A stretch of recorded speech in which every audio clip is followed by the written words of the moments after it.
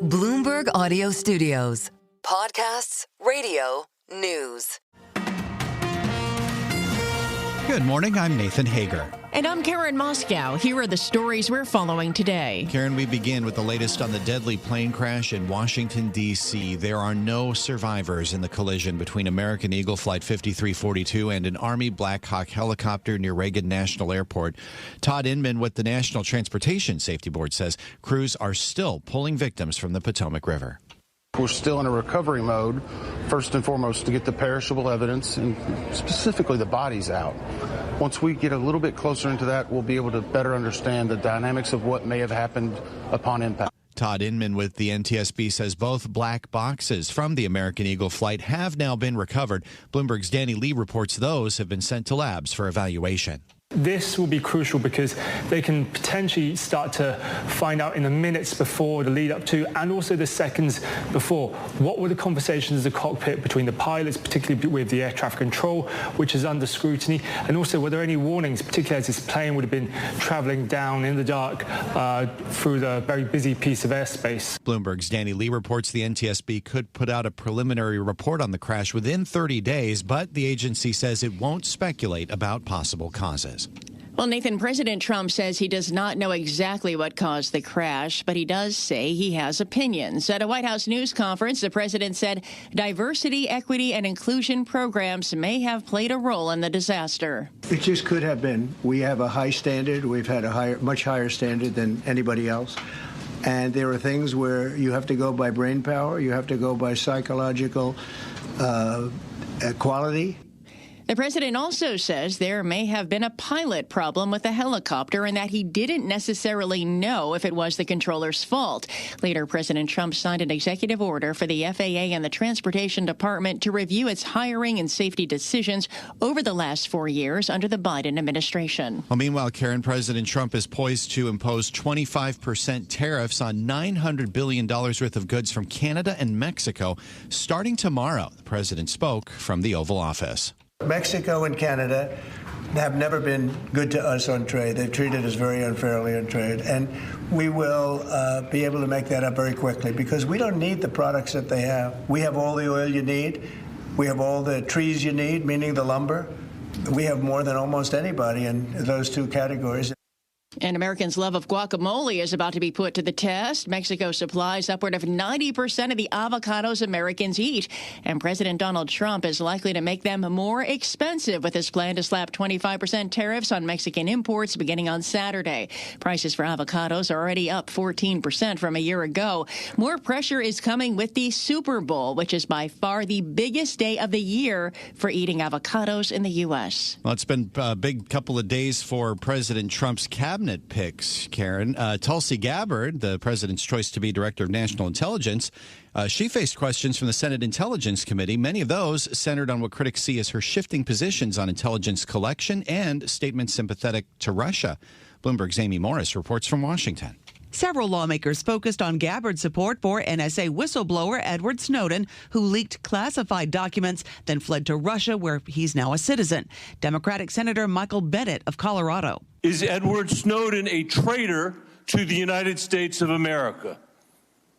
As someone who has worn our uniform in combat, time, I understand how critical our national security Apparently is. you don't. Gabbard's nomination is not certain, with many Republicans declining to declare their support, and Democrats criticizing her for appearing sympathetic toward authoritarians like Russia's Vladimir Putin and Syria's Bashar al-Assad. In Washington, Amy Morris, Bloomberg Radio. All right, Amy, thank you. Well, Kash Patel, President Trump's pick to lead the FBI, also had his confirmation hearing. Patel insisted that he did not have an enemies list. He also said he would not seek retribution against the president's adversaries or launch investigations for political reasons. The only thing that will matter if I'm confirmed as a director of the FBI is a de-weaponized, depoliticized system of law enforcement completely devoted to rigorous obedience of the Constitution and a singular standard of justice. Patel sought on multiple occasions to reassure Democrats that his FBI would be independent from the White House. He would not acknowledge that Trump had lost the 2020 election, conceding only that Joe Biden was sworn in as president. Turning to markets now, Karen, futures are higher as we close out the trading week, thanks in part to big tech earnings. Shares of Apple are higher by more than 3%. The iPhone maker gave a reassuring revenue forecast for the current quarter, offsetting holiday results, which showed jarring declines for China and the iPhone. Apple CEO Tim Cook spoke on the earnings call. If you look at our Greater China revenue for the quarter, we were down 11% year over year. And over half of the decline that we experienced was driven by a change in channel inventory. Apple CEO Tim Cook says sales this quarter will grow by a percentage in the low to mid single digits. And Nathan, Intel shares are up 2%. The chip maker reported better than expected fourth quarter revenue, but did warn that its push to become more competitive is still a work in progress. However, Intel did not give a status update on its search for a new CEO. Now, Karen, a Bloomberg News exclusive. U.S. officials are investigating whether Chinese AI startup DeepSeek circumvented restrictions on advanced chips from NVIDIA. The Biden administration cut off China's access to a range of NVIDIA's most powerful chips. Now, we're told U.S. officials are looking at whether they were acquired through third parties in Singapore. Here's Bloomberg's senior executive editor for technology, Tom Giles. This is a technology that DeepSeek says is cheaper. It was less expensive to develop, and now rivals like Microsoft and OpenAI, as well as U.S. officials, including the FBI and the White House, the Treasury Department, are looking into where did they get this technology. Bloomberg's Tom Giles notes President Trump's pick to lead the Commerce Department, Howard Lutnick, is suggesting DeepSeek evaded U.S. export controls. Time now for a look at some of the other stories making news in New York and around the world. And for that, we're joined by Bloomberg's John Tucker. John, good morning. And good morning, Karen. The U.S. figure skating community mourning the loss of 14 members who were killed aboard the American Airlines flight that collided with that Army helicopter over the Potomac. 16-year-old Spencer Lane was one of the members of USA Skating who was on board. His friend and fellow skater, Rowan Lecoq, remembered him as an inspiration. He had a really great future. It was really promising for him. He had a lot of potential. It's really heartbreaking just knowing that this was the outcome. Members of USA Skating were flying back from a competition in Wichita, Kansas. The Senate has voted 79-18 to confirm former North Dakota Governor Doug Burgum as Interior Secretary. This as President Trump moves forward with implementing his energy agenda. Burgum will oversee the Interior Department, which manages more than 600 million acres of public land and all federally owned oil, natural gas, and other minerals. Uber is alleging a fraud scheme by New York groups faking car crash injuries. Let's get that story this morning from Bloomberg's Charlie Pellet. The ride-sharing giant filed a racketeering lawsuit against a group of law firms, doctors, and pain management clinics. It claims staged fake car accidents and performed unnecessary surgeries to take advantage of New York's lucrative no-fault insurance policies. In a lawsuit filed in federal court in Brooklyn, Uber said since at least 2019, the group has conspired, quote, to exploit passengers in purported or actual minor vehicle collisions. In New York, Charlie Pellet, Bloomberg Radio. And Vertex Pharmaceuticals has gained U.S. approval for the first new type of painkiller in more than 2 decades. It paves the way for a safer alternative to addictive opioids that have been linked to hundreds of thousands of deaths in the U.S. Global news 24 hours a day and whenever you want it with Bloomberg News Now. I'm John Tucker, and this is Bloomberg. Karen. All right, John, thank you. Time now for the Bloomberg Sports Update, brought to you by Tri-State Audi. And for that, we bring in John Stashower. John, good morning. Good morning, Karen. Spring training starts in less than 2 weeks. Still some unsigned free agents like Pete Alonso, Alex Bregman. Max Scherzer does now have his deal. At age 40, he'll pitch an 18th big league season for the Toronto Blue Jays. It's his 7th different team. Scherzer has not been healthy much of the past 2 seasons, only made 9 starts in 2024 for Texas. No New York hockey or hoop teams played tonight, and only one played last night. That's the Islanders. Made it 6 wins in a row. 3-0 at Philadelphia. 23 saves for Ilya Sorokin. The Bruins lost to Winnipeg 6-2. Jets scored 4 in the third period. Capitals lost in overtime at Ottawa in defeat. Career goal number 876 for Alex Ovechkin. He's 19 away from breaking Wayne Gretzky's record. The Lakers won by 38 in Washington. And now LeBron and L.A. come to the Garden to play the red-hot Knicks tomorrow night. Good MSG doubleheader at noon tomorrow at St. John's, also red hot, taking on Providence. Golf at Pebble Beach, American Russell Henley shot 8 under 64. He's got a one-shot lead. Rory McIlroy trails by 2. He started on the back 9 at Spyglass Hill. Here was Rory on the 119-yard 15th hole, his 6th of the day. Well, it's all about spin control here. Playing downhill 7, so it's 112 yards, and this looks pretty good. Oh, he flew it in. Rory McIlroy. Holy cow. Straight in, no bounce. Golf Channel the call. It's his 3rd career ace in a professional tournament. Later in the day, Shane Lowry from Ireland also had a hole-in-one on a different hole. Chiefs and Eagles arrive Sunday in New Orleans, hosting its 11th Super Bowl, tied with Miami for the most. NFL says all week there'll be increased security in the wake of the terror attack in New Orleans on New Year's. John Stashauer, Bloomberg Sports. Karen and Nathan. Coast to coast on Bloomberg Radio, nationwide on Sirius XM, and around the world on Bloomberg.com and the Bloomberg Business app. This is Bloomberg Daybreak. Good morning, I'm Nathan Hager. The investigation continues into the crash of American Eagle Flight 5342 with a Black Hawk helicopter outside Washington's Reagan National Airport. The disaster left no survivors. Investigators now have the task of determining how this could have happened in one of the most closely monitored skies in the country. Joining us now for the latest is Benedict Kamal once again. He's head of global aviation coverage for Bloomberg News. Benedict, good morning. As we understand it now, the National Transportation Safety Board says it has recovered both black boxes from that American Eagle jet. What can we expect to learn from that evidence? Good morning.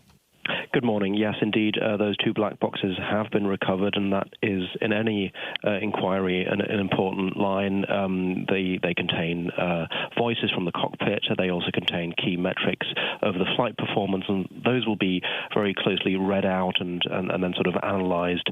That will take time, and that is essentially one key line from the NTSB that we heard yesterday, that this is not a quick turnaround, and it never really is. If there's one thing that can be said about typical air disaster crashes, if there is such a thing, is that it takes time. They work slowly, they work methodically.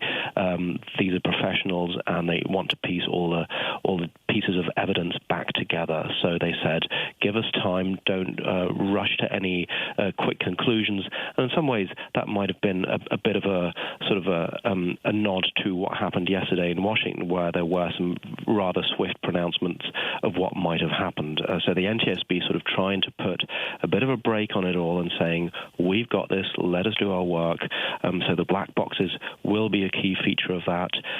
Other areas that will be looked at is the communications between the tower and the helicopter and the aircraft. Might one of these aircraft have been out of position or sort of at a wrong kind of altitude? Was the tower properly started? So there are lots of elements to this investigation that will be monitored in the next couple of days and weeks. Well, Benedict, when can we expect to get firmer answers from not just the NTSB, but from so many of the other agencies involved in this investigation? The fact that we have a Black Hawk helicopter involved means the Pentagon is part of this as well. Yes, you're right. So it is a blend of organizations that are monitoring this and that are going through this. The NTSB said there will be a preliminary report in 30 days.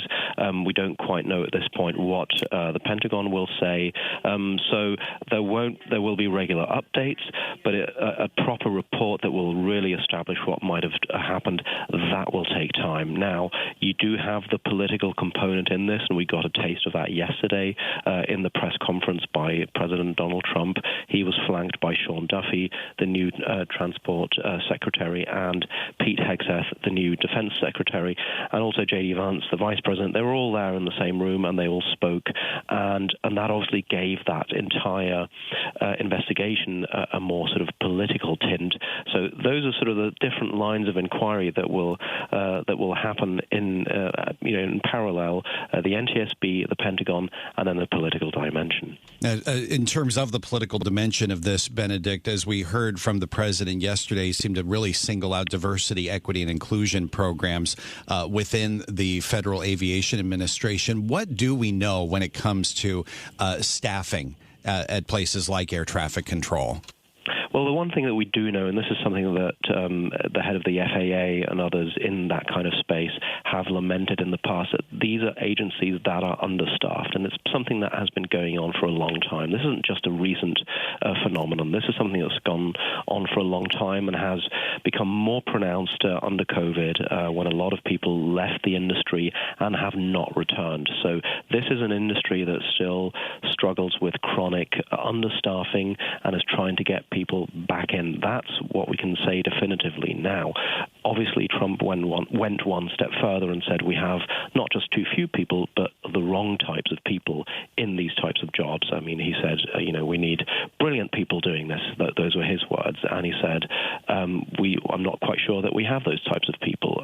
So he tried to create a link between the DEI practices under his predecessor, under President Biden, and going back as far as President Obama, and what transpired over the skies of Washington, less than 48 hours ago. So you could say that's an unusual politicization of the tragedy, and that is a narrative that will be closely watched. Obviously, there's been a lot of pushback from those targeted already, saying this is a brazen attempt to heap the blame on somebody else. So this back and forth will certainly be and remain a feature of this investigation. This is Bloomberg Daybreak, your morning podcast on the stories making news from Wall Street to Washington and beyond. Look for us on your podcast feed by 6 a.m. Eastern each morning on Apple, Spotify, or anywhere else you listen. You can also listen live each morning starting at 5 a.m. Wall Street time on Bloomberg 1130 in New York, Bloomberg 99.1 in Washington, Bloomberg 92.9 in Boston,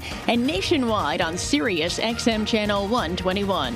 Plus, listen coast to coast on the Bloomberg Business app, now with Apple CarPlay and Android Auto interfaces. And don't forget to subscribe to Bloomberg News Now. It's the latest news whenever you want it, in 5 minutes or less.